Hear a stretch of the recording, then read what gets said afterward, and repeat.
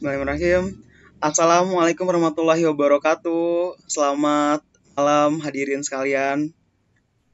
Waalaikumsalam warahmatullahi Waalaikumsalam warahmatullahi wabarakatuh. Waalaikumsalam. Ya, kami ucapkan selamat datang kepada Ibu Rika Diah Pitaloka, anggota DPR RI.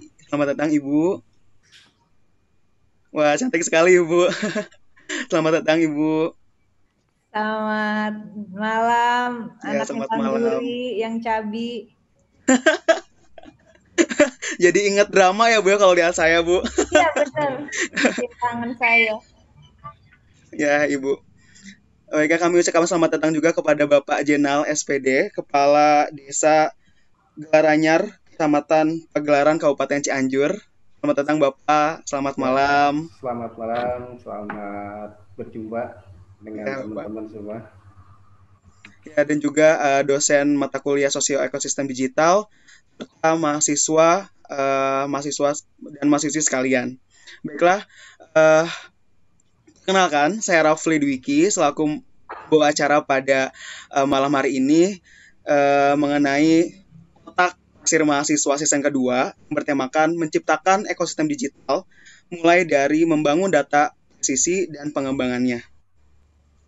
Baiklah, langsung saja saya perkenalkan untuk moderator kita kali ini, yaitu Bapak Lukman, SKPM MSI. Kepada Bapak Lukman, kami persilahkan.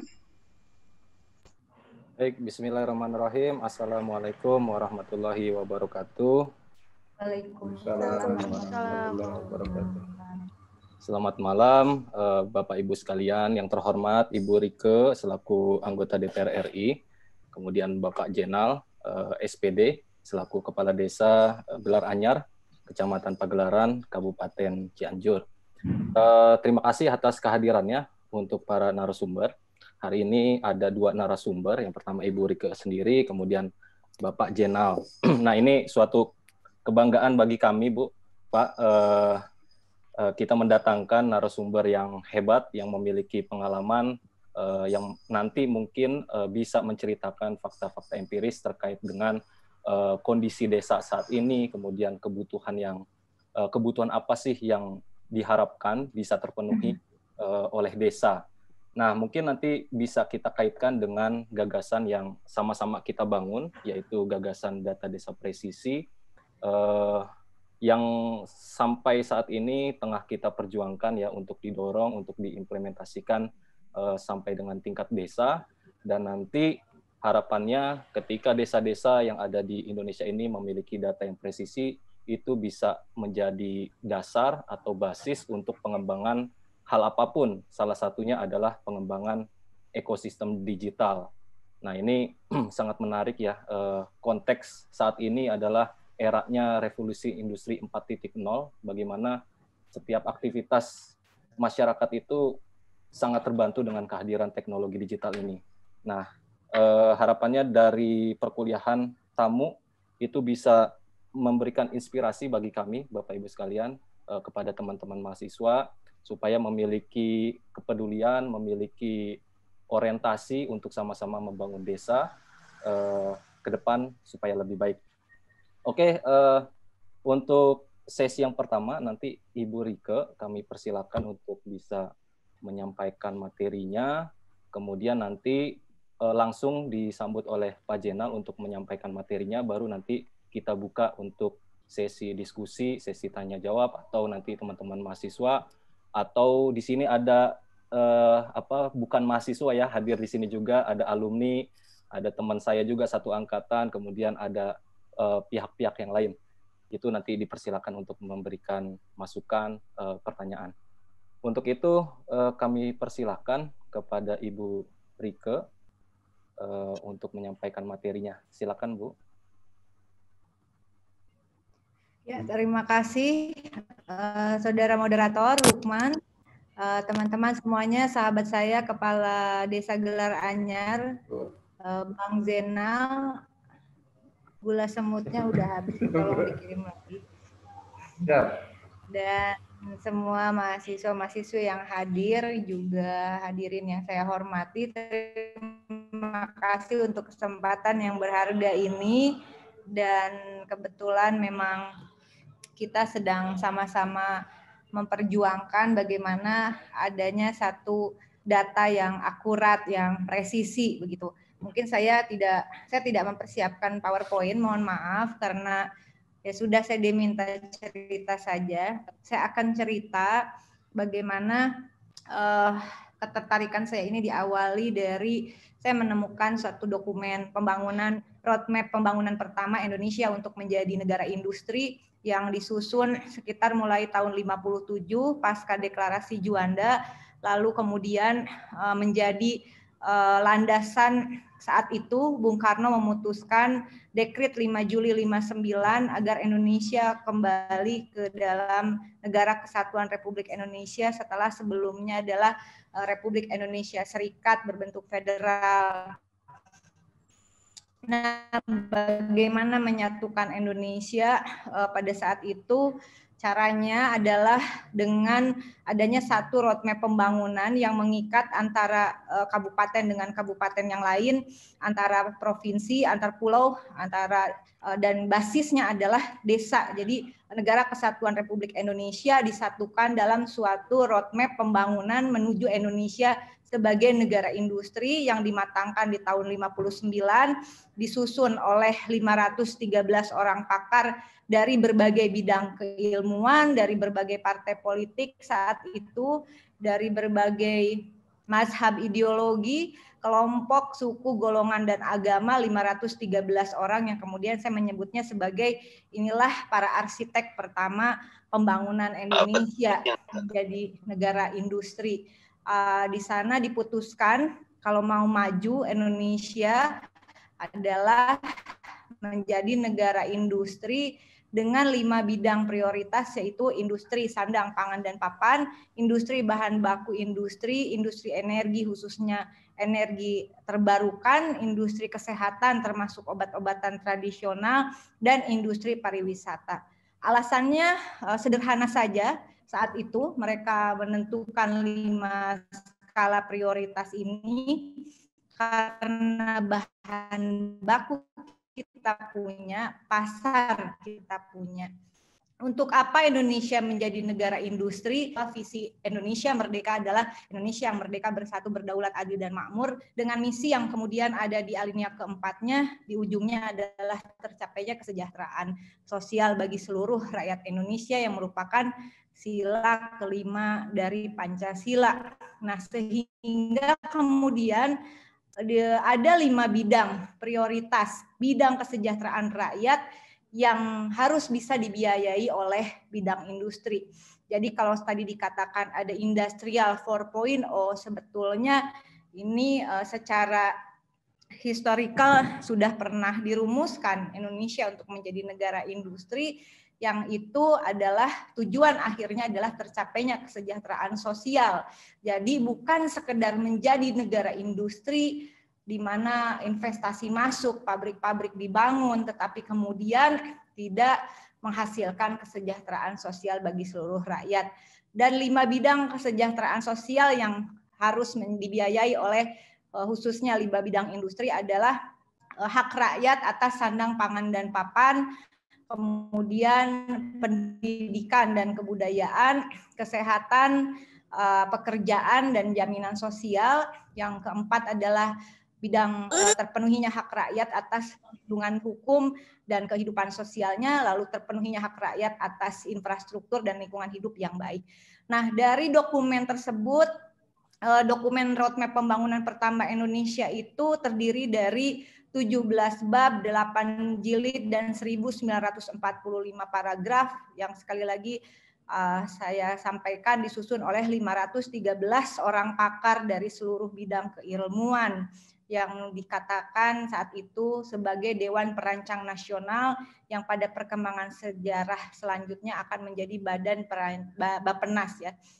Nah, ada yang syarat mutlak dikatakan oleh para founding fathers dan founding mothers kita di dalam ini siapa fotonya ini di dalam Gary Silitonga Cemong ya, di dalam arsip yang saya miliki bahwa program rencana pembangunan Indonesia menjadi negara industri, khususnya untuk terpenuhinya 5 bidang KESRA, tidak akan bisa berjalan. Ini yang menjadi catatan penting, tidak bisa berjalan tanpa data yang akurat. Para pendiri bangsa mengatakan data yang tidak akurat hanya untuk mengalihkan pemikiran saja. Jadi semacam kalau sekarang manipulasi statistik lah seperti itu. Sehingga syarat utama Indonesia menjadi negara industri adalah memiliki satu data yang akurat atau sekarang kita sebut data presisi. Data presisi itu dari mana mulainya?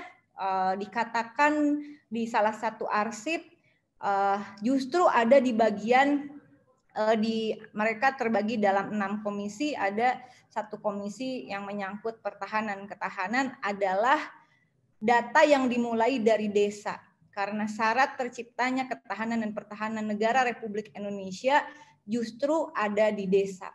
Nah, disinilah saya melihat ada benang merah dengan apa yang diperjuangkan oleh kita bersama pada hari ini. Indonesia harus memiliki data yang akurat. Data yang akurat itu dimulai dari desa dengan mekanisme yang membuka, mereka katakan, ini dari arsip sejarahnya, disebut sebagai metode atau mekanisme democratic rural policy. Jadi demokratisasi kebijakan, demokratisasi di pedesaan, democratic rural policy, democratic rural development. Jadi kebijakan pembangunan di pedesaan yang harus berbasis pada data yang presisi, data yang akurat, yang tidak hanya berbicara soal angka penduduk saja, tetapi secara komprehensif terdiri dari variabel-variabel yang terutama itu menyangkut 5 bidang KESRA yang saya sampaikan tadi, dan juga potensi ekonomi yang bisa dikembangkan menjadi kekuatan ekonomi. Nah, ini artinya apa yang sedang diperjuangkan tadi disampaikan oleh Mas Lukman sebetulnya memiliki akar sejarah yang cukup kuat. Nah, pertanyaannya setelah itu adalah perjalanan sejarahnya, tatanan ini kemudian tidak bisa berjalan karena satu dan lain hal. Namun syarat Indonesia untuk bisa berdaulat, berdiri di atas kaki sendiri, sekali lagi harus dimulai dari desa yang kuat. Dan desa yang kuat harus memiliki suatu data yang komprehensif dan presisi. Nah, hadirin yang saya muliakan, pada kesempatan ini, itu menjadi suatu PR besar bagi kita, karena kemudian ketika data ini tidak akurat, maka yang terjadi bukan hanya saja lost target dalam kebijakan pembangunan, tetapi juga ini menjadi pintu masuk penyalahgunaan anggaran. Karena tidak bisa hulu tengah hilir pembangunan itu tidak bisa terkoreksi dengan cepat. Nah, apa kaitannya dengan perkembangan ilmu pengetahuan?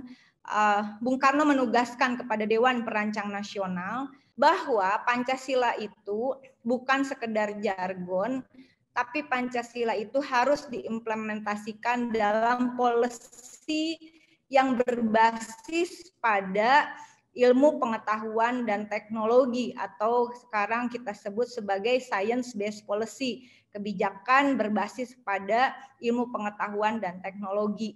Sehingga harus ada riset-riset yang terukur dan terencana yang menghasilkan itu tadi data-data yang akurat, yang terutama adalah data desanya yang akurat, yang presisi, yang komprehensif. Dengan demikian tidak mungkin terjadi suatu pembangunan yang berjalan dengan baik tanpa adanya satu sistem pendataan yang baik, di mana melibatkan bukan hanya mekanismenya top down antara birokrat lalu menghasilkan data, dan data itu kemudian harus digunakan apapun hasilnya meskipun tidak memperlihatkan kondisi real. Nah, saat itu ya, baru beberapa tahun kita merdeka, sudah dinyatakan kebijakan pembangunan harus science-based policy. Itu arsipnya ada semua, dan mereka membangun semacam triple helix, kalau sekarang naik menjadi pentahelix, tapi triple helix di Indonesia juga masih diperjuangkan. Nah, terkait dengan era digital, itu sebetulnya bagi saya itu hanya satu tahapan perkembangan ilmu pengetahuan. Tapi prinsip-prinsip dasar yang telah diletakkan pondasinya oleh para pendiri bangsa, kiranya itu harus kita perjuangkan. Nah, oleh karena itu, pada akhir jabatan saya di periode kemarin, kami berhasil memperjuangkan Undang-Undang Sistem Nasional Ilmu Pengetahuan dan Teknologi, Undang-Undang Nomor 11 Tahun 2019. Pada pasal 5-nya, disinilah kita mencoba kembali untuk meletakkan,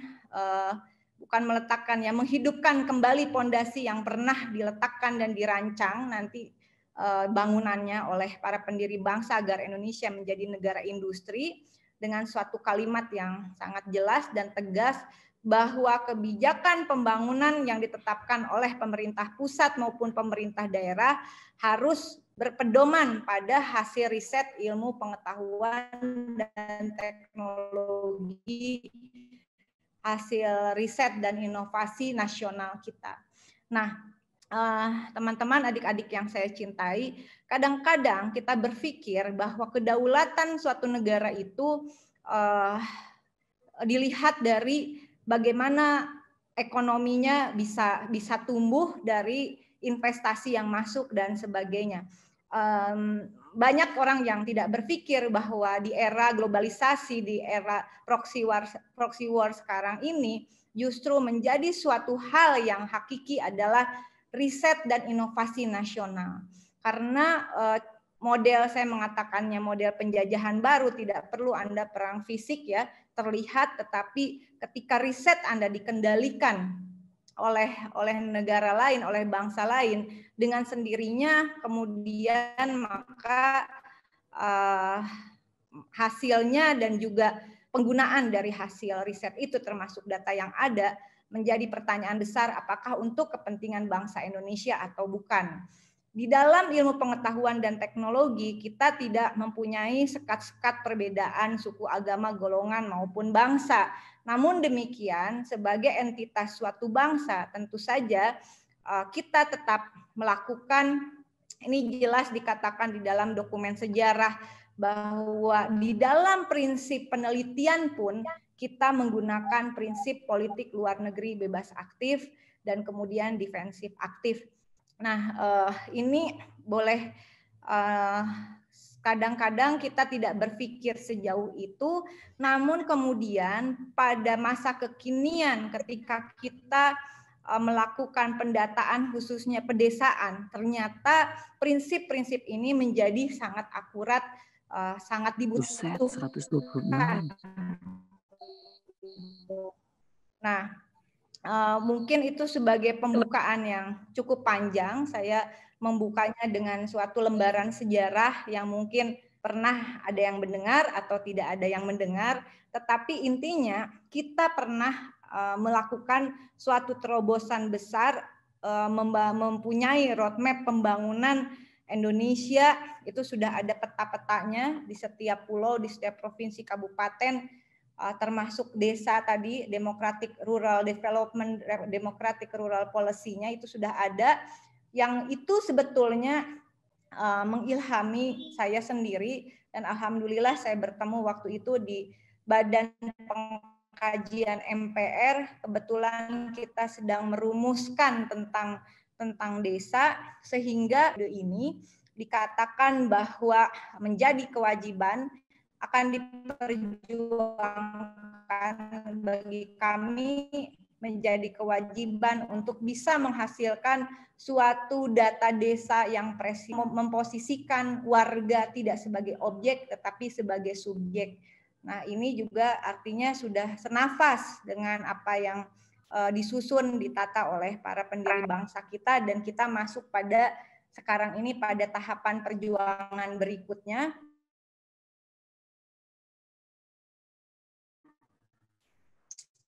dan saya beruntung mengenal Pak Zainal dan kepala-kepala desa yang lain yang secara antusias memiliki inisiatif akurat, bukan hanya programnya gagal, tetapi terjadi indikasi kuat. Bang Lukman? Lukman?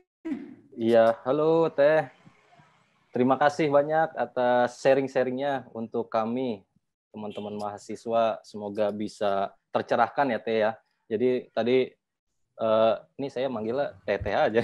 Bu Rike sudah menceritakan tadi latar belakang pembangunan yang sudah disusun oleh Founding Father ya, bahwa pembangunan itu harus berbasis sains, berbasis ilmu pengetahuan dan teknologi, dan juga ditunjang dari data-data yang presisi, dan itu harus dibangun dari desa.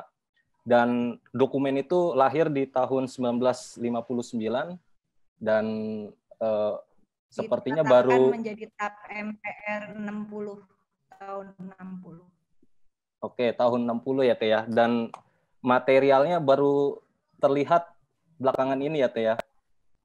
Sekitar 50 tahun yang lalu sebetulnya sudah direncanakan, dan alhamdulillah sekarang sudah terlihat nih wujudnya untuk membangun data desa presisi, dan nanti bagaimana data desa presisi ini bisa mendorong pembangunan yang lebih baik lagi, pembangunan yang lebih tepat sasaran. Nah, kemarin itu saya sempat nonton itu Teh, film dokumenter bagaimana negara Cina itu bisa mengurangi angka kemiskinannya, dan itu memang diawali dari data yang akurat. Mereka melakukan investasi besar-besaran untuk mengidentifikasi setiap keluarga miskin yang akurat, sehingga program untuk pengentasan kemiskinan bisa tepat sasaran. Dan kemarin kita dengar beritanya negara Cina sudah terbebas dari masalah kemiskinan. Oke, mungkin selanjutnya saya persilakan kepada, sebelumnya ini ada Pak Sofyan Saf hadir Teh, memonitoring katanya. Assalamualaikum, Teh. Terima kasih. Waalaikumsalam, Bang. Waalaikumsalam. Terima kasih untuk pengawasannya. Oke, selanjutnya saya persilakan kepada Pak Kades bisa menceritakan bagaimana sih kondisi Desa Gelar Anyar, ketersediaan datanya dulu itu seperti apa, kemudian saat ini Gelar Anyar sudah memiliki data yang bagaimana. Nah, nanti saya bantu Pak Kades untuk bisa saya men-share PowerPoint-nya Pak Kades.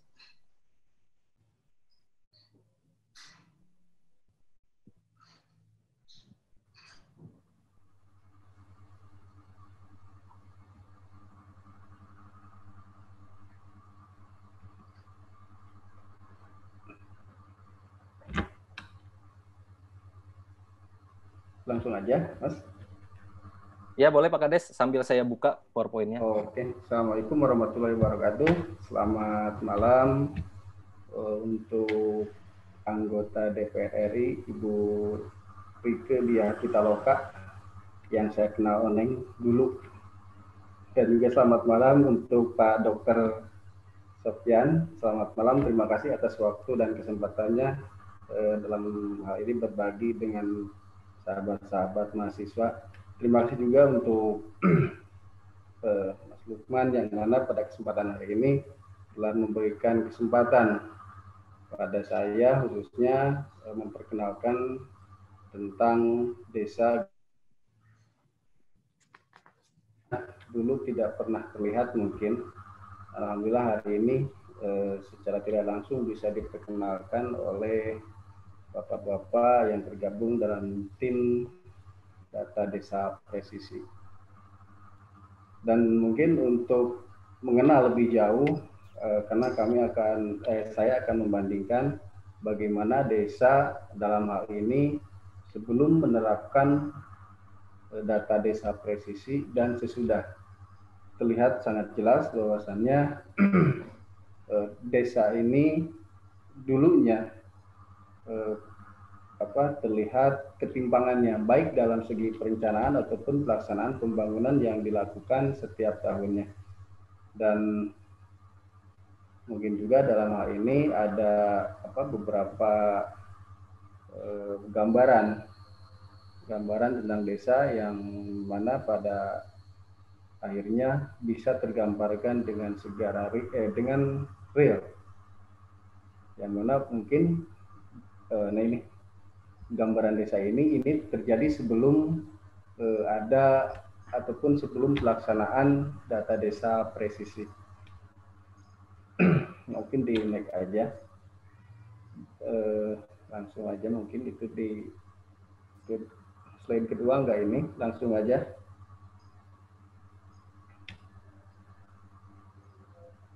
Nah, ini untuk sahabat-sahabat mahasiswa dan Ibu Rike mungkin bisa melihat bagaimana kami dulu mengenal wilayah hanya mengetahui gambar yang hanya disajikan gambar. Itu pun kami diberikan mungkin kalau bisa dikatakan secara turun-temurun, karena pada akhirnya hari ini kita bisa menemukan dan melihat data isi ataupun keberadaan desa yang seutuhnya baru hari ini setelah pelaksanaan data desa presisi. Dan ini digambarkan bahwasannya kami mempunyai luas wilayah yang sebelum ada pendataan DDP ini ada sekitar 1016 hektar.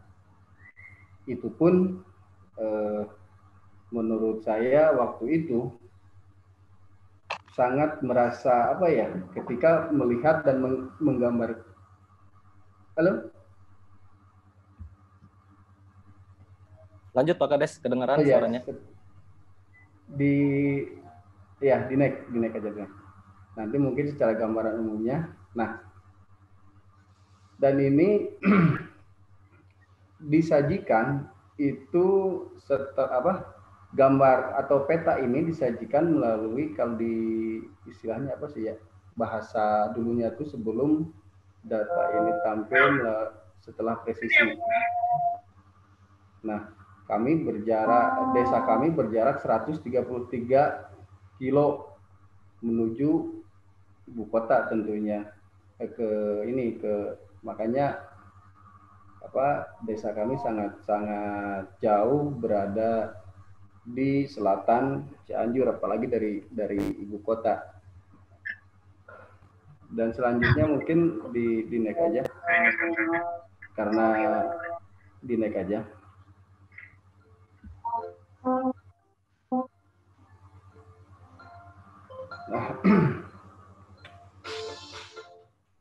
Nah, ini ada hal yang sangat signifikan. Nah, kita bisa bacakan keadaan penduduk menurut jenis kelamin, pekerjaan, dan juga kriteria keluarga.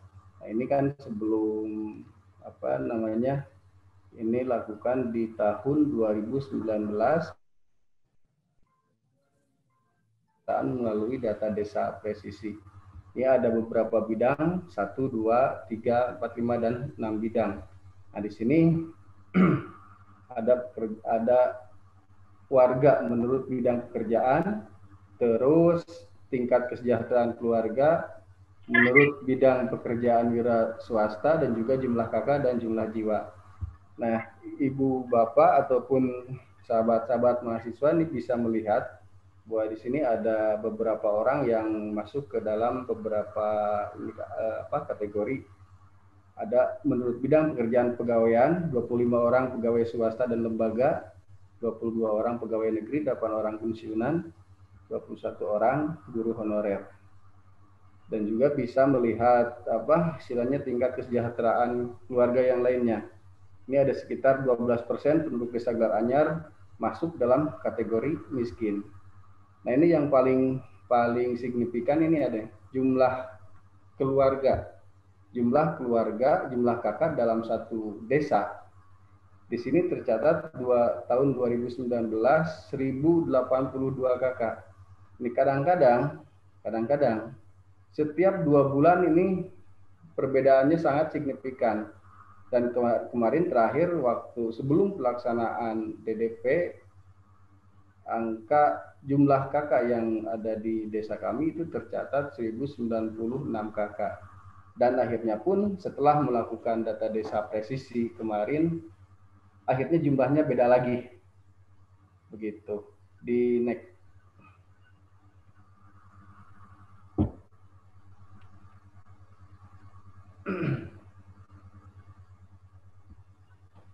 Nah, ini adalah rencana kegiatan pembangunan Desa Gelar Anyar, yang mana RKP ini sangat menentukan untuk arah kebijakan pembangunan desa ke depan.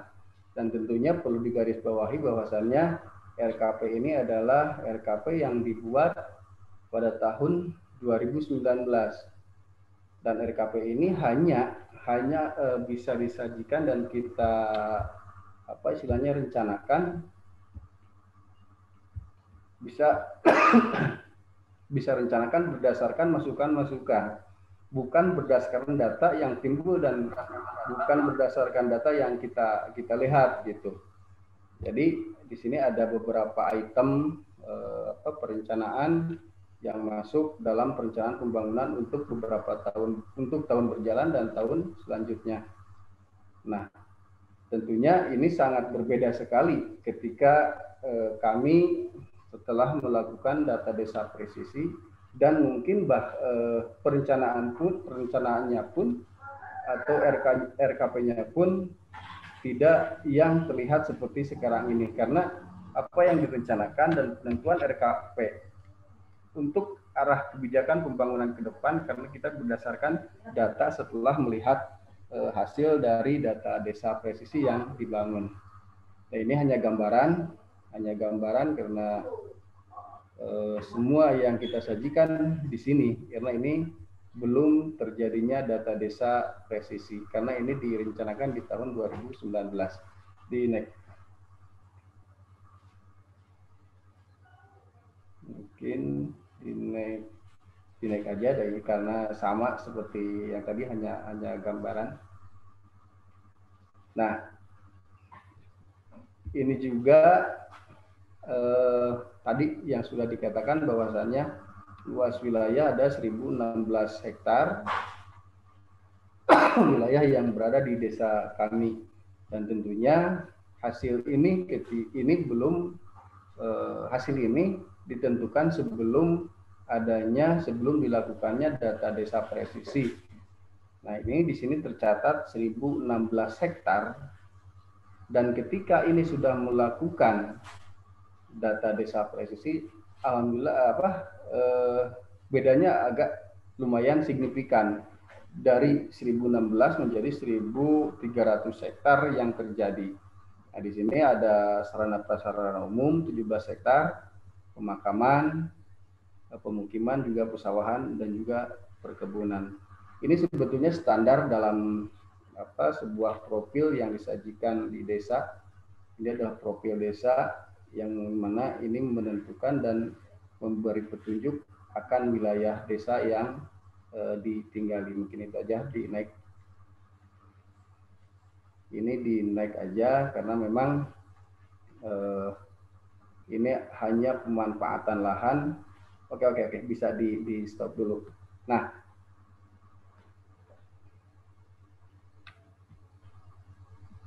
ini mudah-mudahan nih jadi PR buat kami, khususnya sebelum kita melakukan pendataan. Ini masalah yang menjadi masalah kami adalah rendahnya sumber PAD, rendahnya tingkat pendapatan perangkat desa, belum memadainya sarana dan prasarana penyelenggara pemerintah desa, belum optimalnya pelaksanaan pelayanan kepada masyarakat. Nah, dan ini sangat urgent, tapi alhamdulillah hari ini situasinya mendukung, karena belum maksimalnya layanan jaringan internet ini sangat mengganggu sekali. Karena hari ini kita tahu bahwasannya internet adalah kebutuhan melebihi kebutuhan pokok makanan sehari-hari. Begitu kira-kira di next.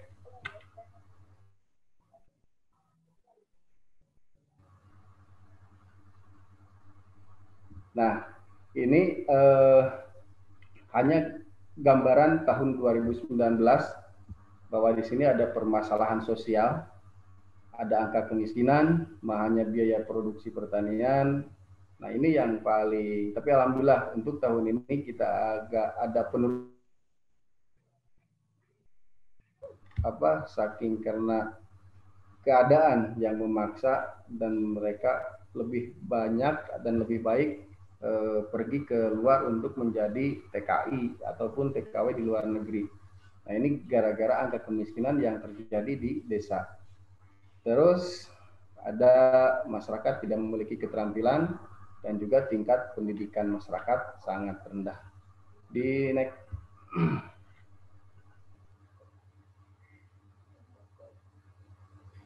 Nah, coba kami menyajikan ini adalah gambaran. Sebetulnya ini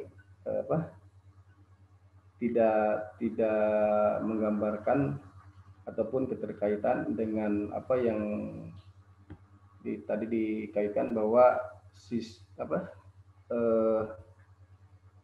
penyelenggaraan pemerintah desa ataupun permasalahan-permasalahan desa yang mana dari berbagai permasalahan tentunya mungkin ada solusi meskipun sebagian belum bisa istilahnya menjawab semua permasalahan yang tadi.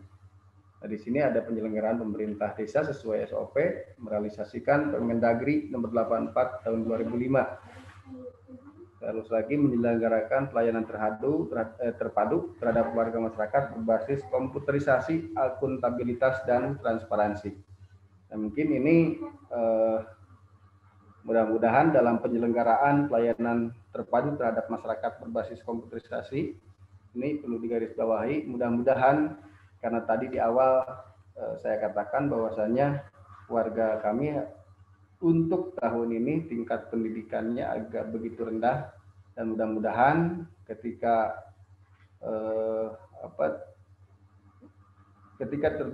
sudah menjadi kebutuhan, semoga warga kami dari tahun ini sampai ke depan menjadi banyak SDM yang dibutuhkan dan juga diunggulkan di next.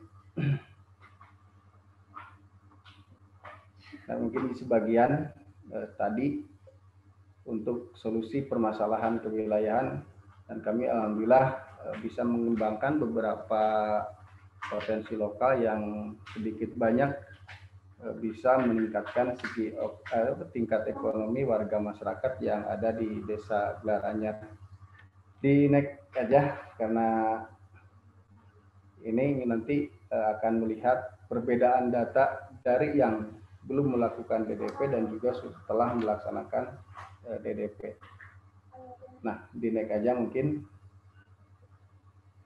Oke, langsung aja. Nah, ini langsung aja lah, nggak apa.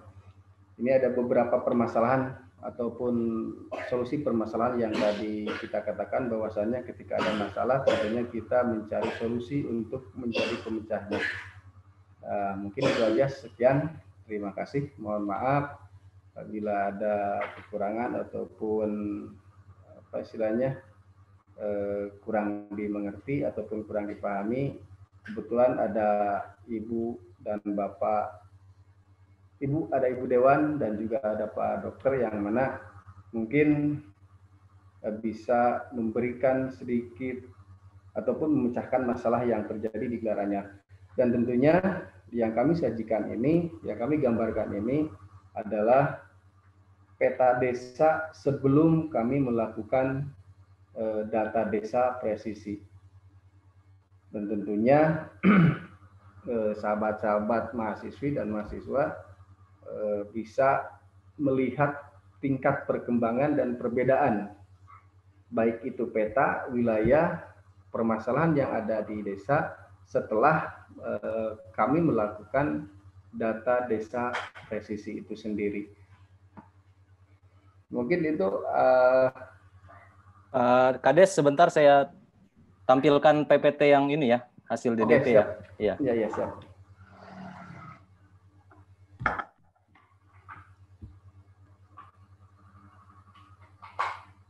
Nah, ini untuk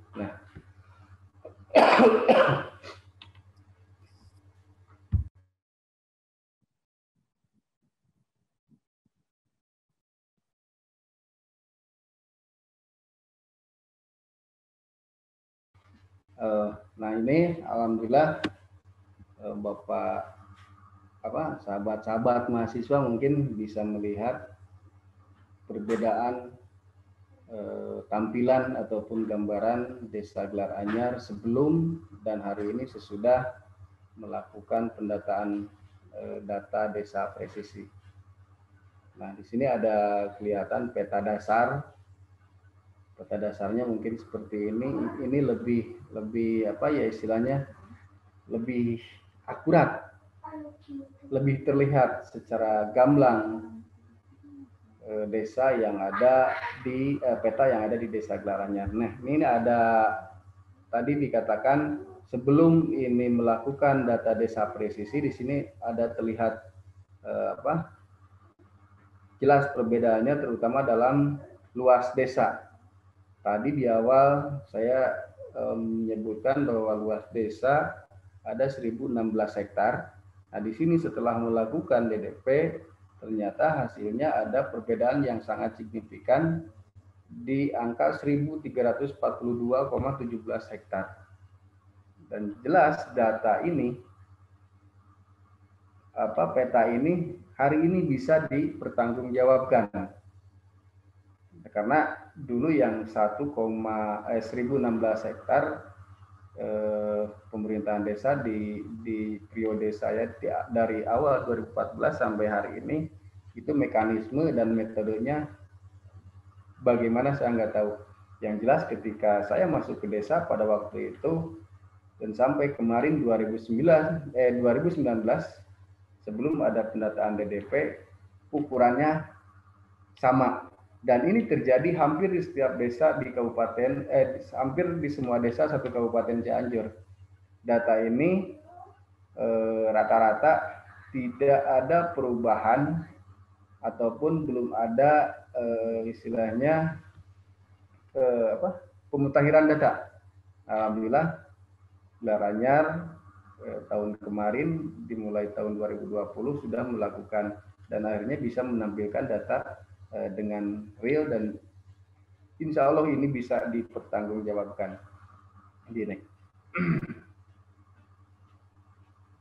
Nah, ini tadi juga sempat digambarkan pula bahwa ada peta sebaran infrastruktur yang ada di Desa Gelar Anyar. Nah, ini sangatlah rinci karena tadi kita hanya membagi bidang-bidangnya saja, ada perkantoran, pendidikan, kesehatan. Nah, kalau di sini tergambar dengan sangat jelas ada wilayah infrastruktur perkantoran di RW 1 berapa, RW 2 berapa, jadi sangat jelas. Jadi kita tidak meragukan lagi akan keabsahan data desa presisi ini. Dan ini juga mudah-mudahan bisa menjadi acuan untuk segala sesuatu perencanaan dan juga kebijakan pemerintah desa ke depan di NEK. Nah ini tadi sudah digambarkan pula bahwasannya sangat jelas kentara ataupun sangat sangat signifikan perbedaannya antara data yang terdahulu dengan data yang sudah menggunakan dan sudah digabungkan dengan menggunakan digital. Sangat luar biasa menurut saya karena memang data ini seolah-olah nyata dan ini ada topografi Desa Gelar Anyar.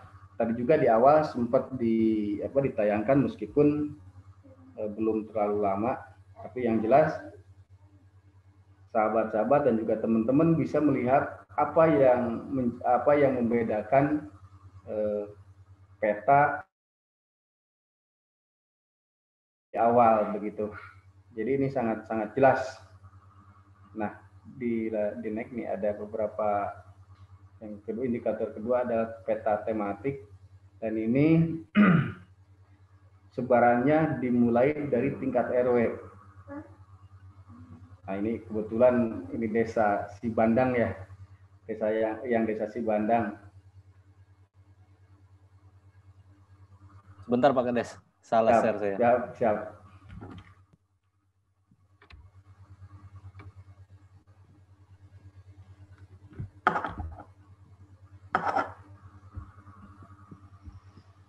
Bentar.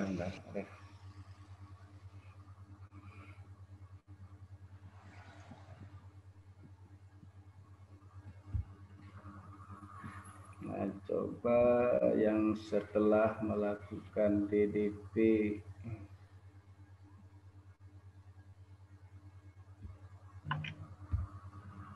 Wah,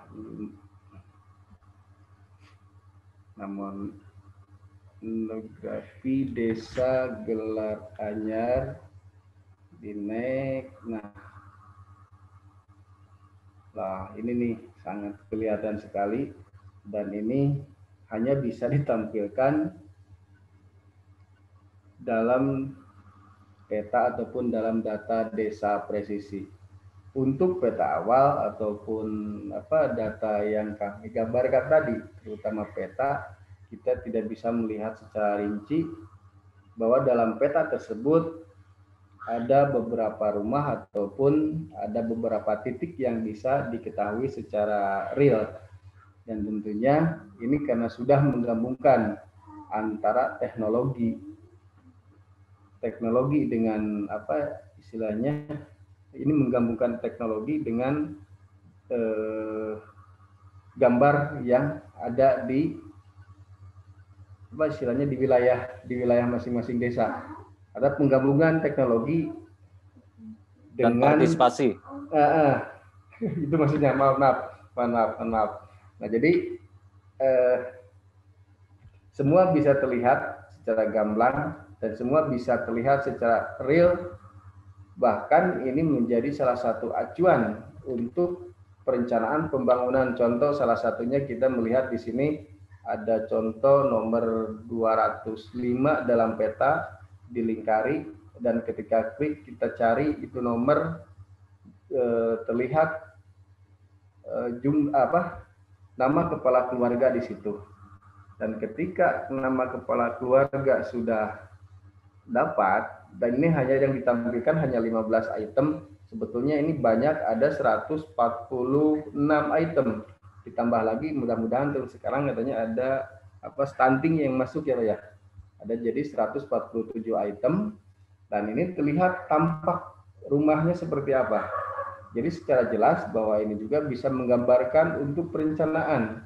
Ternyata bukan hanya infrastruktur jalan atau apa, ternyata di lingkungan yang dekat kita juga ternyata bisa menjadi acuan untuk pembuatan ataupun bedah rumah ataupun utilahu ataupun sejenisnya. Begitu kira-kira. Di next.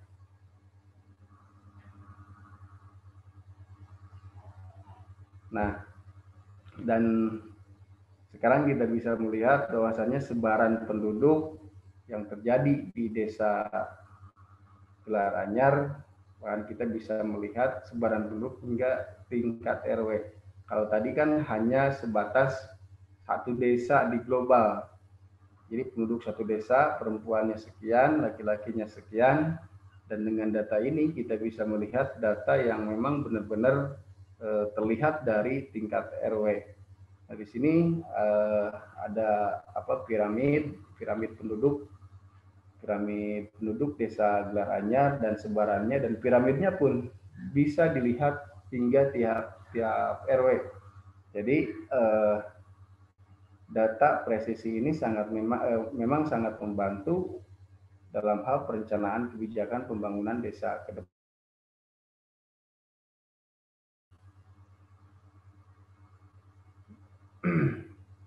Nah, ini untuk tadi istilahnya gambaran di awal bahwasannya jumlah keluarga, jumlah kebutuhan pangan, jumlah segala macamnya di dalam peta awal, di dalam presentasi awal kita tidak bisa melihat secara rinci. Dan ketika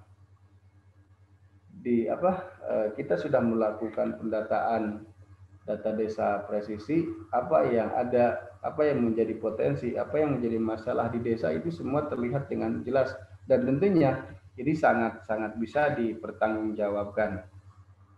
Dan untuk kami kelebihannya setelah menggunakan data desa presisi ini bisa mengetahui berbagai hal. Salah satunya mungkin ekonomi di tingkat desa. Ada perputaran uang yang terjadi di desa itu menjadi salah satu acuan bahwa itu menjadi salah satu istilahnya potensi usaha yang memang bisa dikembangkan. Demikian. Ini ada gambaran kebutuhan warga masyarakat yang mana ini kalkulasi ataupun perputaran keuangannya terjadi selama 1 bulan sekali. Nah, begitu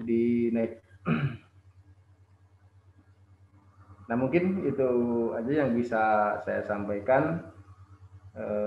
Mudah-mudahan sahabat-sahabat mahasiswi dan mahasiswa, mohon maaf sekali lagi bila mana dalam penyampaian materi ini masih banyak hal yang memang perlu diperbaiki, terutama untuk Pak Lukman, mohon maaf ya dalam penyampaiannya agak begitu istilahnya kurang pas begitu. Begitu kira-kira. Terima kasih. Terima kasih Pak Kades Jenal, Kepala Desa Gelaranyar yang sudah sharing ya bagaimana sih kondisi ketersediaan data Desa Gelaranyar sebelumnya kemudian dibandingkan dengan data desa setelah dilakukan dengan pendekatan drone participatory mapping ya yang digagas atau dibangun oleh Pak Sofyansah. Oke, terima kasih banyak Pak Kades. Selanjutnya saya persilahkan kepada teman-teman sekalian untuk bisa mengajukan pertanyaan atau merespon apa yang disampaikan oleh Ibu Rike dan juga Bapak Jenal. Silahkan. Ini Ibu Rike masih Ya, ada? ada dong. Oh, siap. Kasih Bu. Oke, kita persilakan dulu Bu Rike, teman-teman mahasiswa untuk bertanya. Dan di sini juga ada Bapak Ibu dosen, ada Ibu Rina, kemudian Ibu Vera, kemudian teman-teman asisten. Nah, silakan jika ada yang ingin bertanya atau merespon.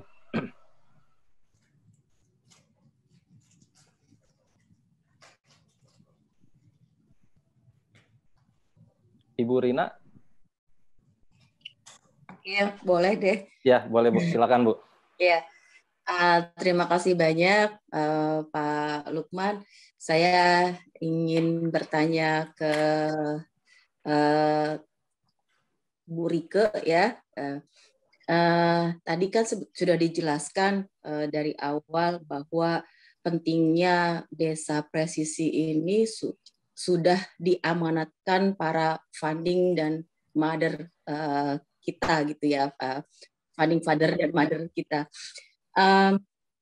Dan juga Bu Rike melalui parlemen mungkin ya gitu, saya tidak tahu sejauh mana Bu Rike di parlemen membangun kesepemahaman bahwa data yang tepat, akurat, holistik, komprehensif itu harus dibangun.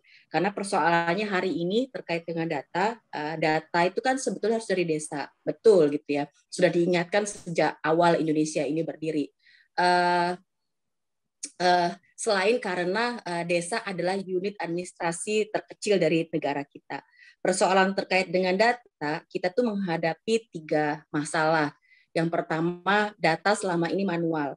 Nah, data manual selalu memungkinkan ada human error atau mesin error, sehingga data yang manual itu harus diakuisisi ke dalam sistem digital. Kemudian yang kedua, data itu tidak akurat. Ya, data tidak akurat ini penyebabnya karena tadi manual dan juga tradisi dalam pengumpulan data kita yang bukan sensus tapi survei. Sensus itu hanya kepada penduduk, tapi terkait dengan perubahan struktur agraria, pemanfaatan, dinamika sosial ekonominya, begitu ya, sistem pangannya tadi itu tidak, jumlah sawahnya berapa, itu kan sesuatu yang sangat volatil juga, dia bergerak, berubah begitu peruntukannya. Itu ya. Dan yang ketiga, data itu tidak terupdate. Implikasi tidak terupdate itu kan karena dia tadi manual, tidak lengkap dan tidak terupdate. Kalau di dalam misalnya dalam pertanahan ya, dulu itu kalau di Jawa ada letter C gitu. letter C itu selalu dilaporkan kepada pemerintah desa. Tapi hari ini kan juga tidak gitu. Dan kalau terjadi bencana atau bukunya rusak atau hilang dicuri, itu sehingga pentingnya terdigitalisasi. Nah, bagaimana memainstreamingkan bahwa kita sekarang sudah bicara satu data dan sebenarnya kita butuh wali data. Yang wali data itu levelnya ada di tingkat desa yang bisa menjamin bahwa data itu terdigitalisasi secara sistem. Kedua, dia akurat, dan yang ketiga, dia terupdate setiap perkembangannya gitu. Dan sehingga pertanyaan saya berikutnya adalah pemanfaatannya kan pasti banyak begitu ya. Bagaimana misalnya kita menuju kalau bicara reforma agraria, redistribusi itu bisa menunjukkan siapa subjeknya yang tepat dan di mana objeknya begitu. Kemudian kalau kita bicara soal kemiskinan agraria yang berbasis lahan tadi itu bisa terlihat dari struktur nafkahnya. Apakah dia sebenarnya pendapatannya berbasis on farm, off farm atau non farm. Gitu. Kalau kita bisa melihat ketimpangan sosial, ekonomi juga bisa ada di sana. Gitu. Nah, dengan peran dan posisinya Bu Rike ini kan sebagai wakil rakyat dan ada di parlemen, bagaimana caranya menyuarakan bahwa data yang komprehensif ini sangat penting gitu kan, tidak sekedar lengkap gitu, tapi dia juga harus komprehensif. Artinya kan misalnya di sini Pak Sopyan sudah menggagas bahwa pentingnya data presisi. Di sisi yang lain kita punya one map policy. Di sisi yang lain juga kita udah punya kebijakan satu data gitu kan. Nah, tapi ini bagaimana mensinkronkan ini semua sehingga menjadi sebuah gerakan. Itu pertanyaan saya, Pak Iqbal. Terima kasih. Terima kasih, Bu Rina. Ibu Rike, mau langsung direspon atau kita tampung dulu, Bu? Tampung dulu, silakan. Oke. Silakan, teman-teman, Bapak Ibu sekalian yang mau bertanya. Bisa juga melalui kolom chat ya, kami tunggu.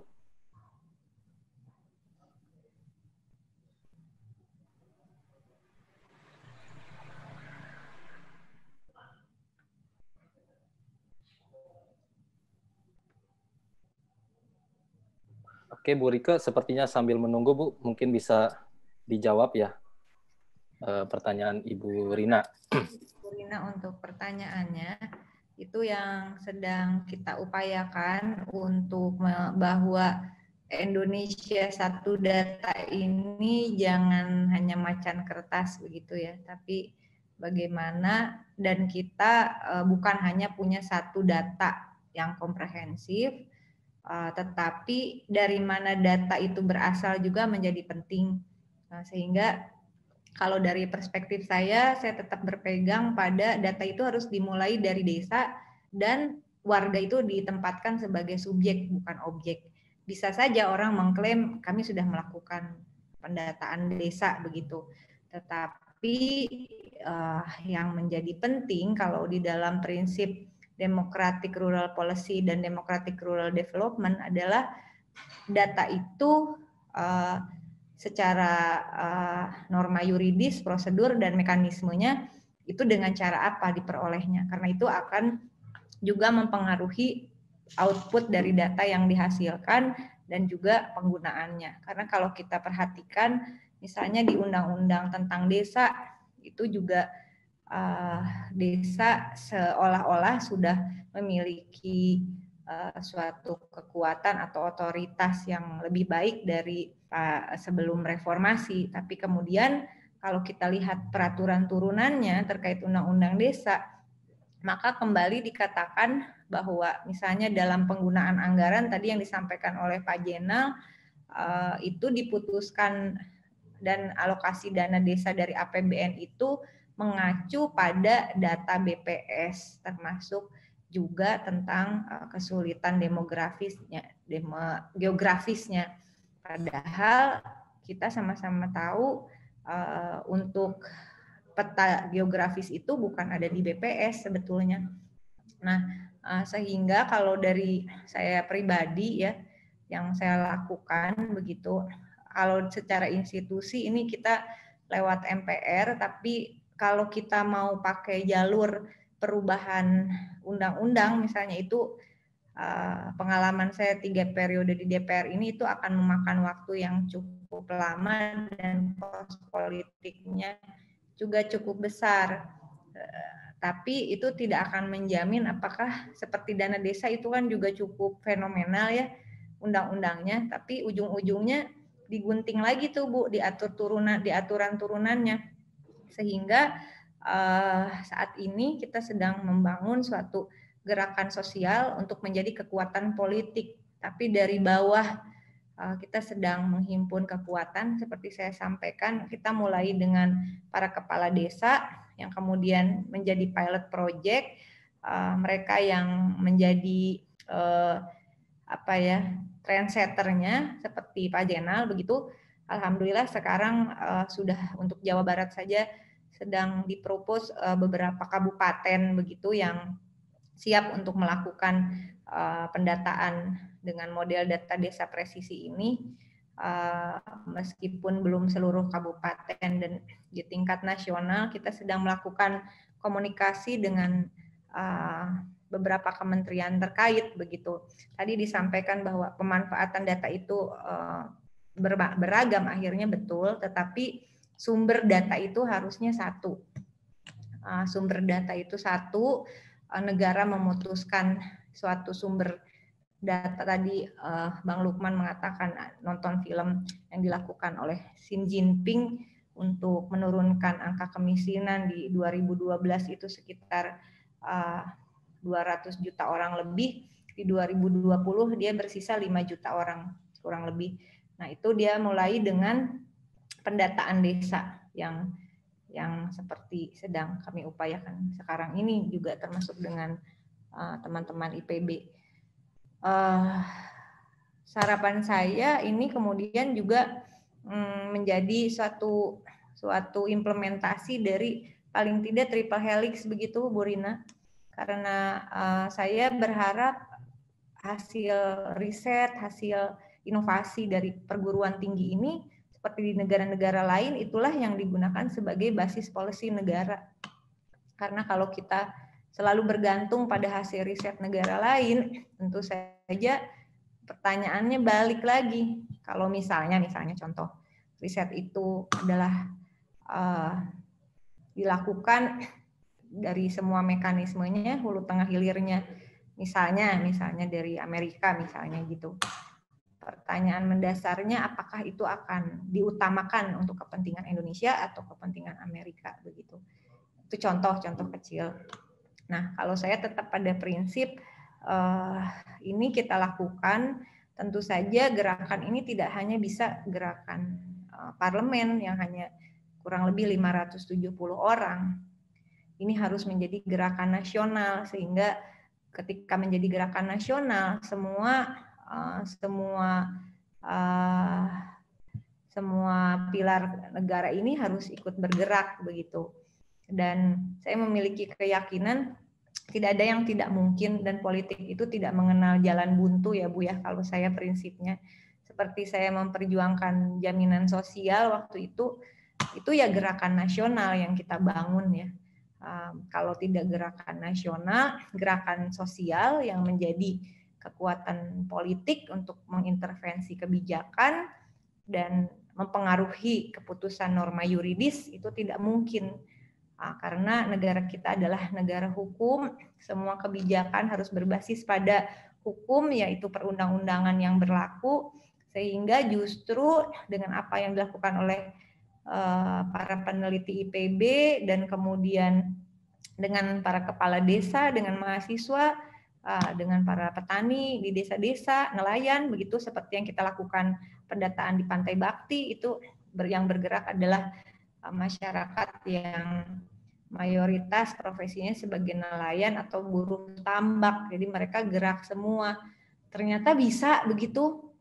Alhamdulillah bisa ya. Dan ini kemudian tadi saya dengar dari Pak Rektor akhirnya bertemu dengan Pak Jokowi dan Sekretaris Kabinet. Pertemuan yang kurang lebih 1 jam itu juga membahas tentang bagaimana dilakukan data desa presisi secara nasional serentak. Apakah mudah? Tentu tidak mudah. Apakah bisa? Sudah pasti bisa. Ini persoalan kita semua bisa saling bergandengan tangan. Jadi kalau saran saya jangan diserahkan hanya ke DPR, Bu. Ya, karena DPR itu hanya 570 orang dan data ini, data yang komprehensif adalah menjadi kebutuhan kita semua. Bukan kebutuhan partai politik, nanti ditariknya hanya untuk kepentingan elektoral. Itu yang sangat saya hindari, karena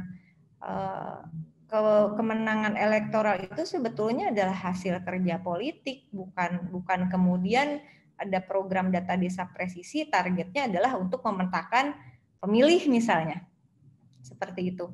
Nah, ini yang kenapa ini harus bergegas.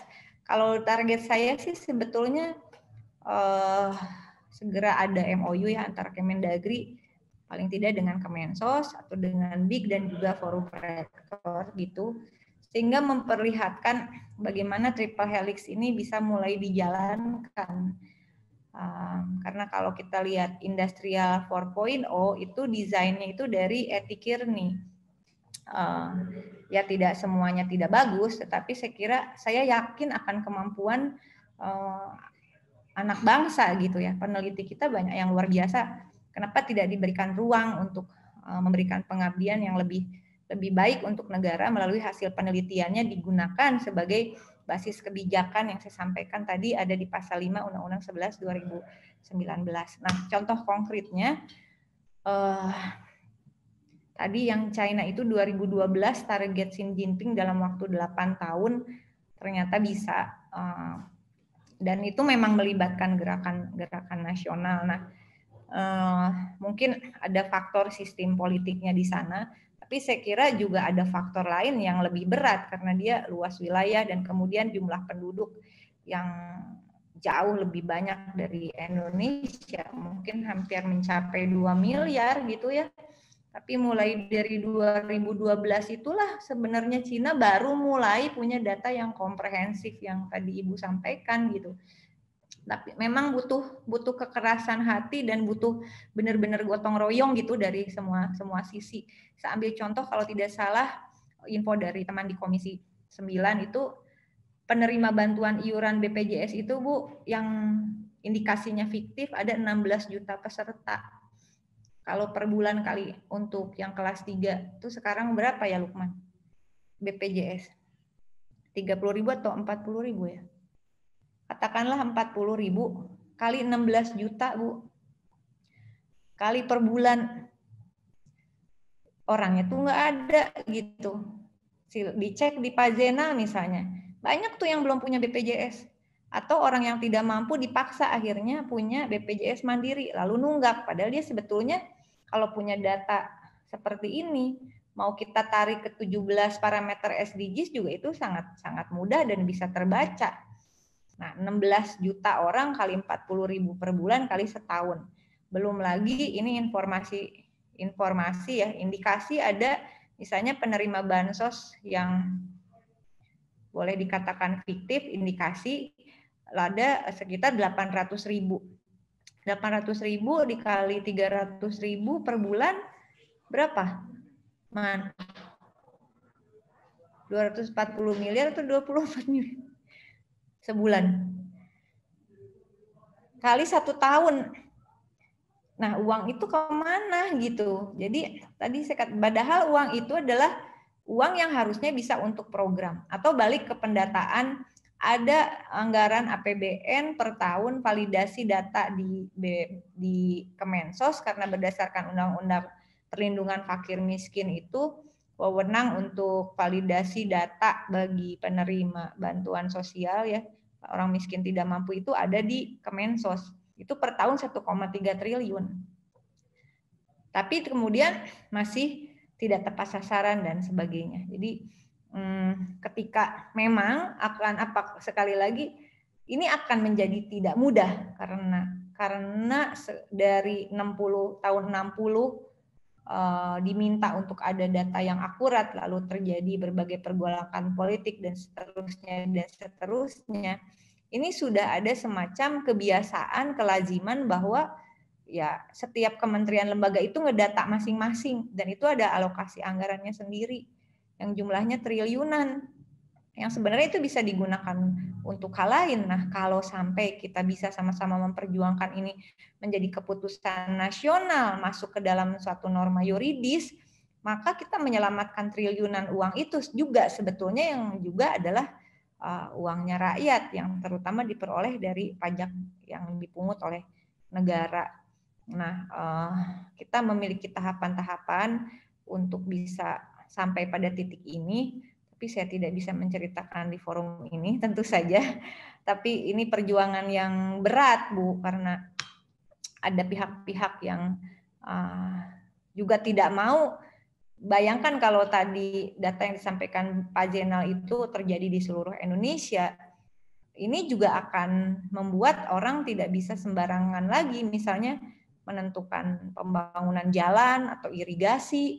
Bener nggak ada irigasinya yang rusak? Rusaknya di mana itu tuh bisa tergambar kalau dari data yang tadi disampaikan oleh Bang Jenal. Atau jalan rusak, benarkah butuh 10 kilo?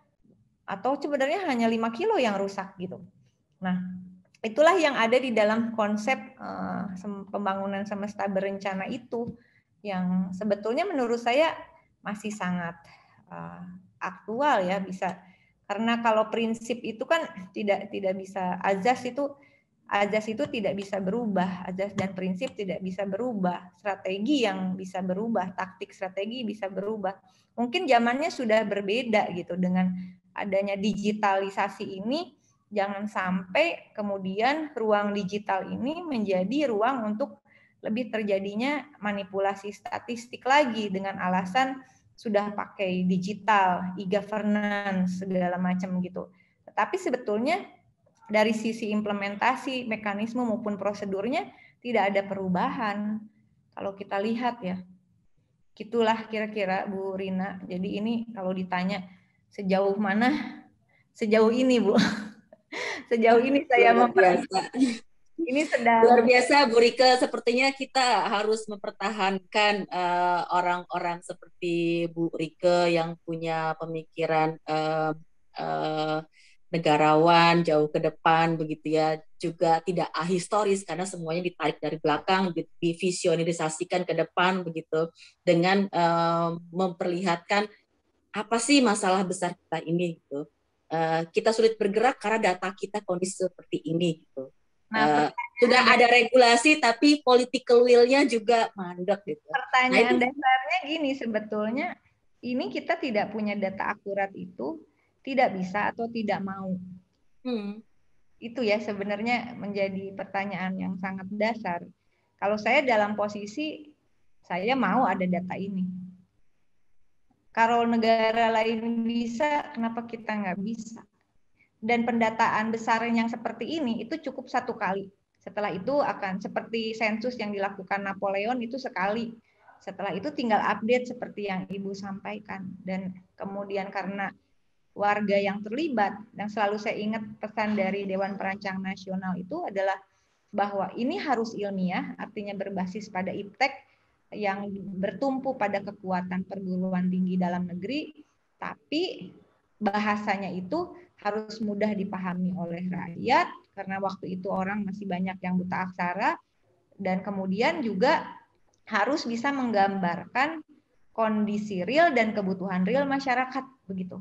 Kalau sekarang bisa, yang saya khawatirkan adalah bisa saja ini kemudian diambil menjadi program nasional, tetapi apakah warga ini menjadi subjek atau kembali menjadi objek?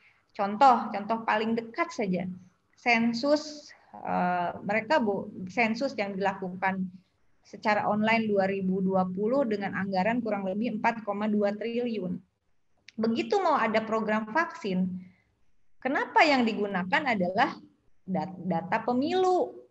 Kamana eta data sensus anu 4,2 triliun teh? Ya kan?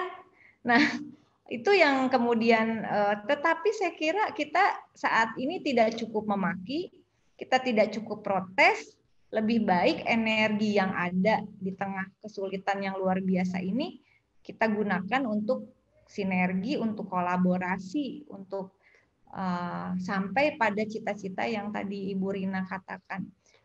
Susah sih ya Bu lah, susah banget.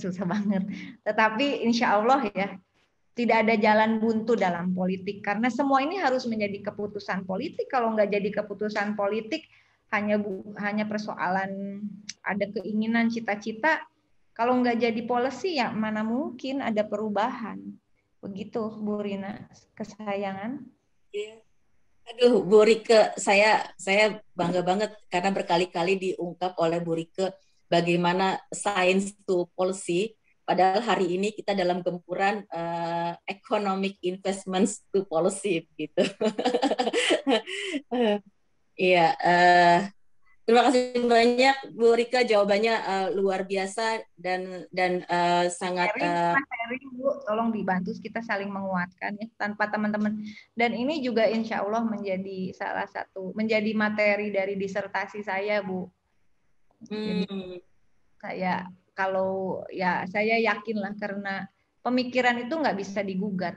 Mungkin kalau lewat ranah politik itu bisa terjadi pro dan kontra, tetapi kalau pemikiran yang kemudian diuji dengan kita melakukan riset dan sebagainya, saya kira itu juga akan sulit orang untuk membantah, begitu.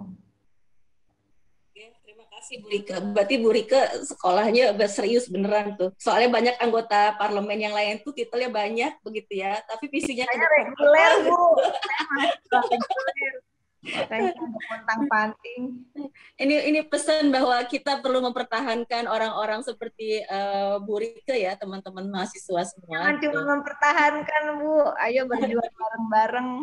Iya, itu pasti. Jadi kita memang perlu berbagi peran ya, estafet gitu. Ini bukan perjuangan sendiri yang diwakili oleh seorang atau beberapa orang anggota parlemen, tapi ini harus menjadi sebuah gerakan kolaborasi yang estafet, dari perguruan tinggi bisa melakukan apa, dari parlemen melakukan apa, bagaimana pemerintah, bagaimana swasta, NGO, dan terutama juga partisipasi aktif dari masyarakatnya seperti yang dicontohkan Pak Kades tadi gitu. Atur nuhun ya Teh Rike ya, saya juga manggil Teh Rike aja. Oke Bu Rina, puas Bu ya? Ya Pak Lukman. luar biasa emang Bu Rike. Nggak seperti yang di sinetron itu. Berarti acting Bu Rike tuh sukses tuh. Menciptakan karakter Teh Oneng. Po Oneng ya. Oke, ini teman-teman mahasiswa masih ada waktu. Jika ada yang ingin ditanyakan. Ada Lulu mau tanya, Pak. Mana Lulu? Oh, Lulu ini ketua BEM nih Bu, aktivis dia. Silakan Lulu. Oke, makasih banyak Pak Lukman. Assalamualaikum warahmatullahi wabarakatuh. Kenalkan, saya Lulu Firdausi dari SKPM 55 ya. Terima kasih sebelumnya Bu Rika dan juga Pak Jenal atas sharingnya yang luar biasa sekali tentang data desa presisi ini ya. Tadi tuh sebenarnya mau nanya sama yang Bu Rina juga terkait bagaimana sih sebenarnya nanti kelanjutan kira-kira data desa ini bisa diperjuangkan untuk bisa menjadi data yang dilaksanakan langsung dari negara gitu ya. Nah, kan kalau sekarang dari mata kuliah ini kita tuh belajar tentang ekosistem digital juga ya. Dan temanya kali ini kita bagaimana menciptakan ekosistem digital itu mulai dari membangun data desa presisi dan pengembangannya. Nah, sedangkan gitu kan data desa presisi ini baru beberapa nih yang ada. Kira-kira nih kalau pertanyaan pertama untuk Ibu Rika nih, kira-kira kalau selain data desa presisi ini gitu, kira-kira kita bisa ngambil data yang paling konkret itu di mana sih gitu untuk bisa kita jadikan acuan untuk melihat permasalahan-permasalahan yang nantinya bakal kita kembangkan bagaimana sosio ekosistem digitalnya gitu. Dan juga mungkin dari Ibu Rika juga sudah banyak ya pengalaman-pengalaman tentang melihat bagaimana permasalahan di Indonesia nih. Kira-kira ada nggak sih Bu satu permasalahan yang benar-benar Ibu Rika sangat concern gitu di situ, dan kira-kira ini bagus nih buat mahasiswa untuk bisa menciptakan sosial ekosistem digitalnya seperti itu. Nah, mungkin ini pertanyaan yang kedua ini juga bisa dijawab oleh Pak Jenal juga nih Pak, terkait di desa juga mungkin apa sih Pak permasalahan utama yang sangat meresahkan dan kira-kira bisa dibantu nih sama mahasiswa untuk dibuatkan sosial ekosistem digitalnya ini untuk tugas kita juga sih nanti kan. Itu sih untuk menambah referensi aja gitu. Bu Rike-nya live ya? Ibu Rike ada sepertinya. Oh, ada. Dan tadi juga menarik bahwa ternyata untuk merealisasikan DDP ini butuh perjuangan yang sangat besar dan perjuangan bersama, dan mungkin ini juga bisa jadi salah satu PR buat mahasiswa ya, karena banyak juga mahasiswa yang belum tertarik atau belum melihat bahwa DDP ini penting gitu, dan ini merupakan suatu permasalahan bersama yang harus kita dukung gitu. Jadi ya mungkin bisa kedepannya para mahasiswa ini bisa juga concern dan bisa untuk membuat ya suatu kajian tentang DDP ini. Mungkin itu aja dari saya. Terima kasih. Terima kasih Lulu. Ibu Rike sepertinya tadi terpental Bu. Semoga bisa menyimak tadi ya pertanyaan dari Mbak Lulu. Mungkin saya persilakan Pak Kades, Pak. Silakan Pak Kades. Oke, baik, terima kasih. Saya sangat girang sekali mendapat pertanyaan seperti ini, karena sebelum dijawab sudah memberikan solusi terutama. Nah, permasalahannya yang terjadi di desa adalah masyarakat terutama harus banyak diedukasi mengenai pentingnya satu data, yang kedua pentingnya digital, yang mana terus terang hari ini kalau kita nggak mengenal akan digital, itu bakal jadi satu ketertinggalan yang sangat jauh, karena mungkin bukan hanya masyarakat kota yang hari ini membutuhkan istilahnya kebutuhan dunia digital seperti itu, dan terus terang ini menjadi PR ke desa Baranyar. Saya rasa hanya mungkin teman-teman ataupun masyarakat kami butuh edukasi yang memang benar-benar intens. Satu tadi kita mengenai data ya, warga selama ini tidak mengenal apa itu yang disebut data, apa itu perencanaan, meskipun pada dasarnya pada mau pelaksanaan pembangunan masyarakat ikut terlibat. Tapi sangat disayangkan ketika hasil musyawarah, hasil bahasan ini semua tidak menyebar masuk ke masyarakat itu sendiri. Jadi hanya sebagian orang. Nah, terus terang dalam hal yang mengetahuinya. Terus terang ini makanya desa masyarakat harus mengenal digitalisasi, karena memang ada keterbatasan. Kalaupun mereka semua sudah melek akan pentingnya di dunia digital, dengan tidak datang pun, dengan tidak mengikuti kegiatan musyawarah pun, mereka bisa mengetahui melalui web ataupun media sosial yang disediakan oleh pemerintah desa. Nah ya, tapi ya tetap yang tadi dikatakan bahwasannya penggunaan digital hari ini, terutama di warga desa, kebutuhan ataupun istilahnya info-info penting mengenai pembangunan tidak dijadikan serius. Jadi mereka menggunakan digital itu hanya untuk kebutuhan yang sifatnya bisa dikatakanlah hanya mainan melulu begitu. Jadi isinya untuk sifat pembangunan dan segala macam itu mereka belum bisa menggunakan dengan sebaik-baiknya gitu. Begitu kira-kira, Mbak. Baik, terima kasih Pak Kades. Bagaimana Lulu? Ini sepertinya Bu Rike keluar nih, Lu. Oke Pak, iya cukup. Kalau untuk Pak Zainal berarti terkait ini ya, bagaimana literasi digital masyarakat desa ya Pak? Betul. Iya. Harus sering diedukasi. Intinya Pak Kades terbuka ya desanya untuk didatangi. Teman-teman mahasiswa kalau mau KKN, mau penelitian skripsi, melakukan pendampingan, pengabdian?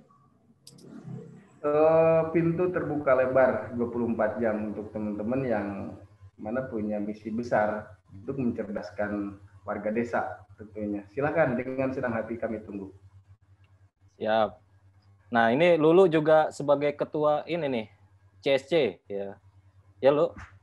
Nah, CSC itu kan memang sebagai wadah bagi teman-teman mahasiswa nanti untuk melakukan pengabdian.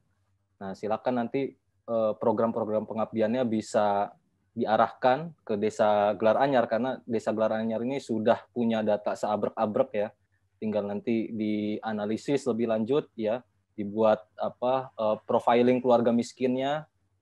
Bagaimana sih karakteristik keluarga miskin di Desa Gelar Anyar? Mereka itu permasalahannya apa? Kemudian solusinya bagaimana? Itu bisa dirumuskan oleh teman-teman.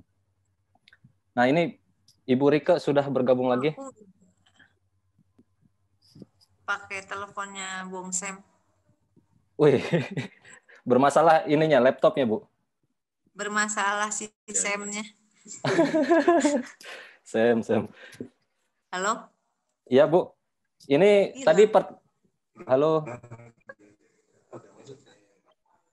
Halo, Bu Rike. Ya. Ya, dengar? Tadi sempat dengar pertanyaan dari Lulu, Bu? Enggak. Enggak ya?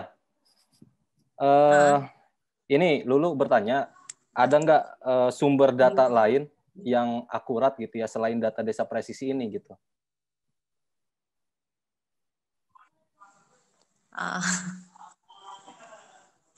Ya, sejauh ini sih belum ada ya. Belum ada yang ada pun parsial, tapi kan tidak mungkin misalnya dalam konsep satu negara dengan mekanisme dan prosedur yang berbeda. Kalau punya Indonesia satu data ya harus jadi kesepakatan keputusan negara untuk ada mengatakan satu desa Indonesia satu data atau satu data Indonesia, tapi harus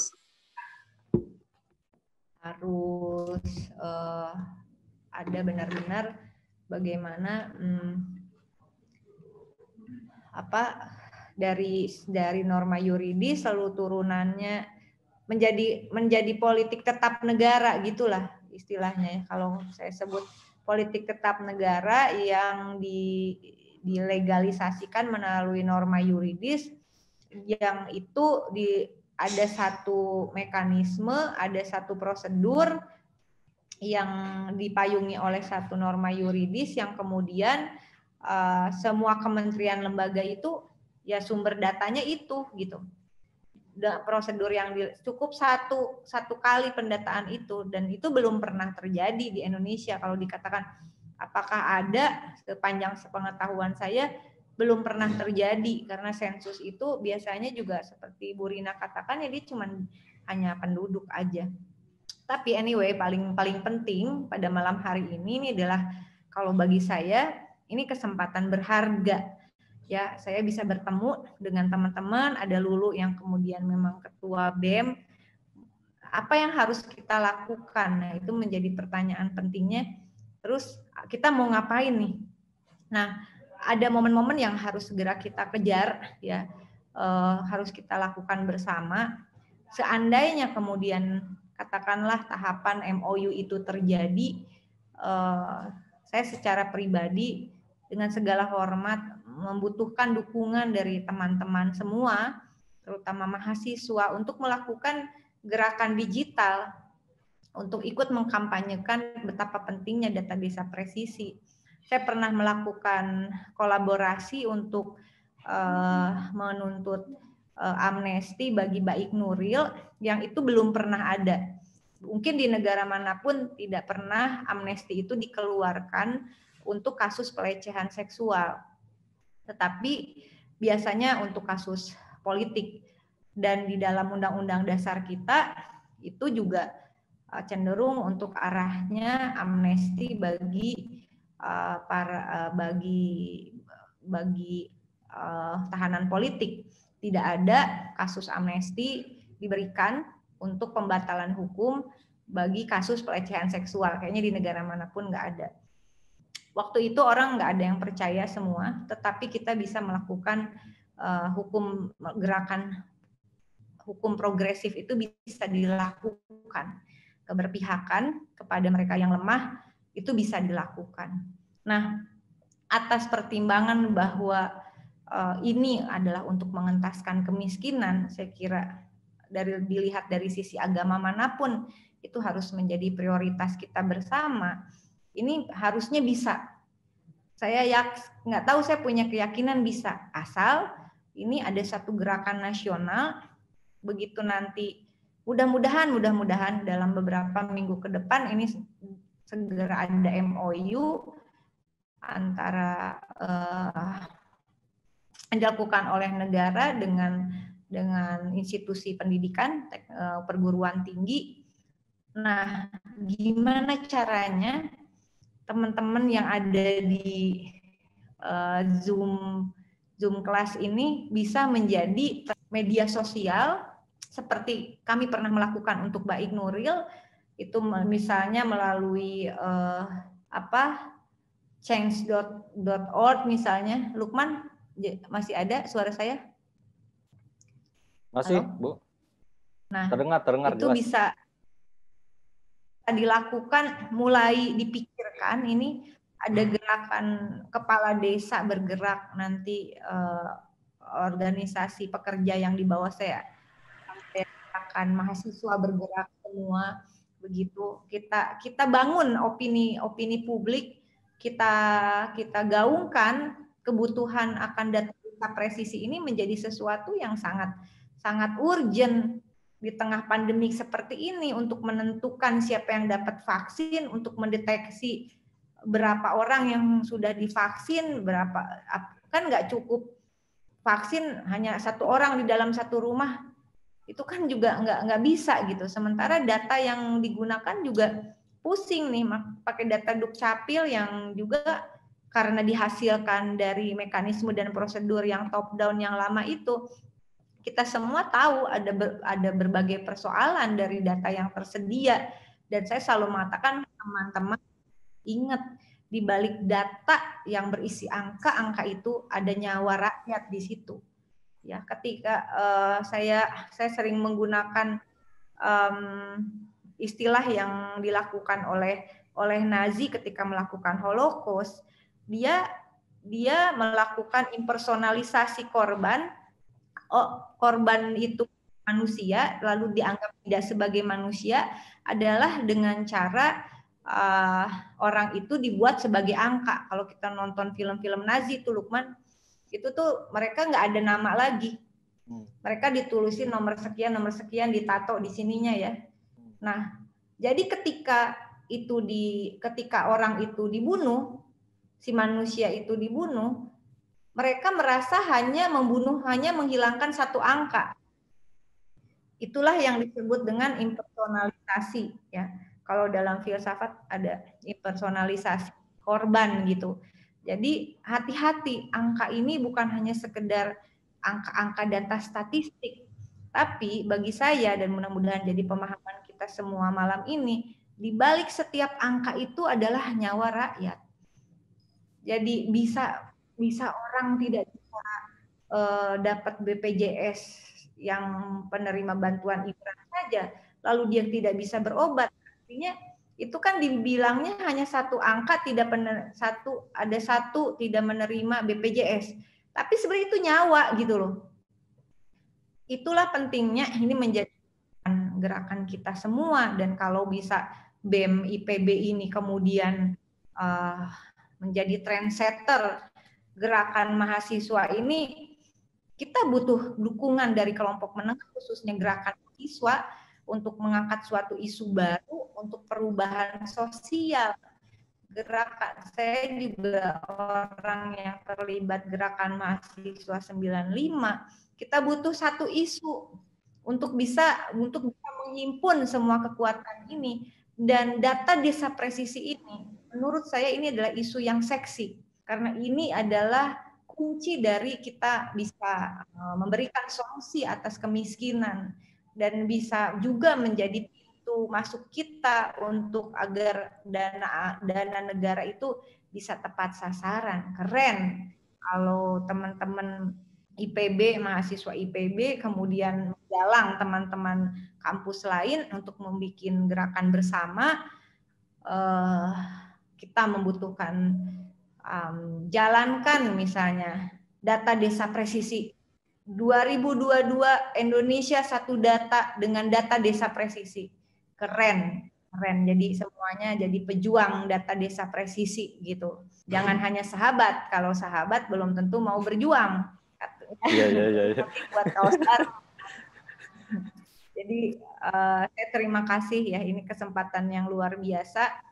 Mungkin mulai malam ini adalah 0 km kita untuk membangun opini bersama bahwa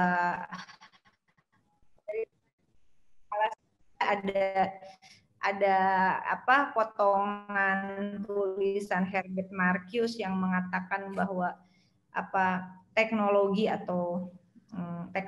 itu seperti membuai. Misalnya ini Lukman pernah cerita ke saya, dia nggak bisa tidur, adik-adik ya. Mas Lukman nih, Lukman kenapa? Kamu kayaknya lemes banget. Iya, saya nggak bisa tidur. Kenapa nggak bisa tidur? Soalnya uploadan YouTube saya nggak ada yang subscribe kayak gitu. Saya bilang, nah itu cuma mau ngasih contoh, banyak orang yang galau karena dia upload di IG atau apa, nggak ada yang like, nggak ada yang komen gitu.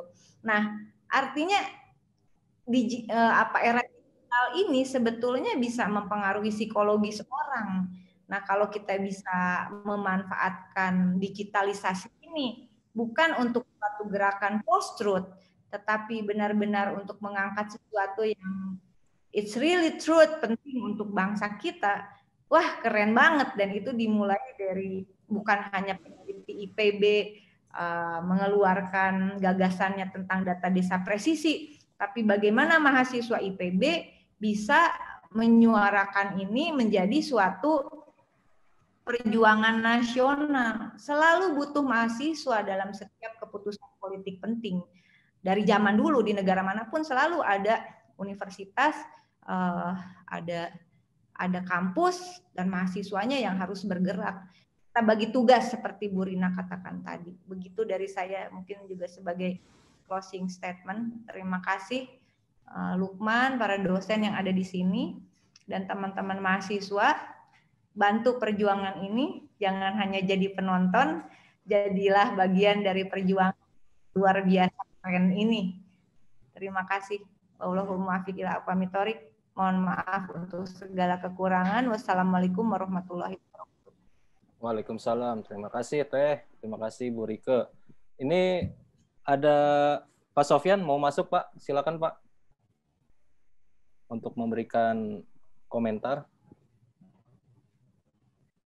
Halo.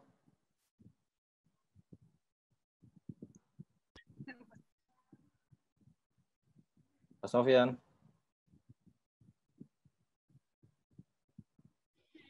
Assalamualaikum, Men. Waalaikumsalam, Bang. Ya, silakan Pak Sofyan ya. Saya pakai akunnya ini, akunnya Kakak Badar, jadi saya bagi juga aktif di rapat. Saya prinsipnya ya alhamdulillah ini malam ini kita mendapatkan segar ya dari itu, kemudian juga Kang Jenal dan Bu Rina tadi memberikan komentar yang luar biasa juga. Pikiran segar itu saya ada sebuah spirit lah, semangat baru nanti ini teman-teman di IPB khususnya untuk coba memperlihatkan lagi lebih bagus dan lebih kuat terkait dengan bagaimana fungsi dari data desa presisi ini. Karena kita sudah menanamkan satu basis ya, data dasar kemudian dikembangkan oleh desa. Selanjutnya adalah karena ke depan ini adalah transformasi digital dilakukan di Indonesia. Maka mau tidak mau kita harus coba melihat bagaimana penggunaan dan pemanfaatan data yang ada. Karena itu menjadi hal yang penting yang kita lakukan dengan baik. apa yang disampaikan oleh Perike tadi dari kajian yuridisnya, kemudian spirit sejarahnya ya, ternyata sudah jauh hari para panel kita selalu mengungkapkan bahwa data akurat dibutuhkan. Saya juga kalau tidak diberikan buku ya oleh Perike, saya nggak tahu juga sejarahnya, ternyata data ini telah direncanakan oleh para peneliti kita dari tahun 2009. Jadi buku-buku ini penting dan saya kira Perike telah memberikan satu warna tersendiri di dalam teman-teman berjuang dan coba geser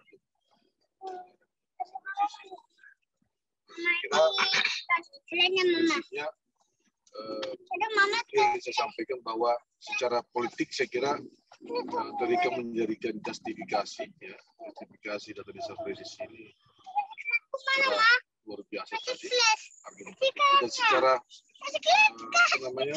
kontekstual desa itu sangat dibutuhkan, dimana disampaikan oleh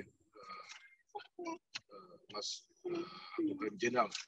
Saya perlu sampaikan kepada teman-teman IPB khususnya karena ini kelas sosio ekosistem digital. Jadi ekosistem itu kemudian bisa dibangun ketika kita bisa menempatkan posisi memahami tentang